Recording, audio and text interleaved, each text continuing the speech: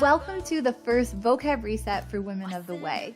Now, part of our objective here is to diligently study God's Word, and we're going to start doing that next Thursday, November 23rd.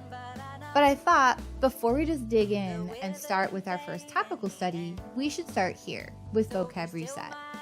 The reason is so many of our English words have completely been gutted of their original meaning.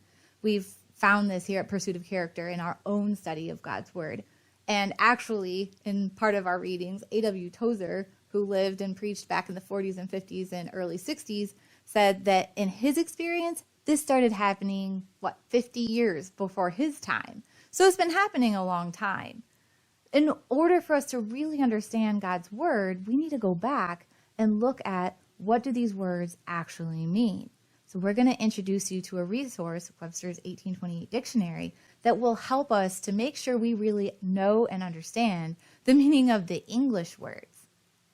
Then you'll get to the point of the Bible wasn't actually written in English. And yeah, there's a lot of English translations of the Bible out there.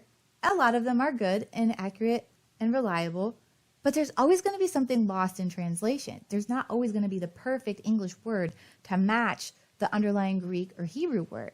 So it's really important that we dig in and actually look to find out what were the original words, what did they mean, what are their definitions, and how are they used in context. So we're going to introduce you to a couple of resources. We use Bible Hub and eSword that will enable us to actually learn what those words mean, what they are, and how are they used. And by combining these resources and using them in our studies, we're going to be able to have that deeper, richer, fuller understanding that's going to enable us to walk as disciples. So no, we're not looking to be theologians or scholars here. That's not what this is. But we do want to have this useful, practical understanding that we can apply. After we introduce you to a few of these resources, we're going to then start building a library of words that you can have as a resource, both for the topical studies that we do here and the ones that you do on your own. So I really hope and pray that this resource is useful. Why don't we go ahead and dig in and get started?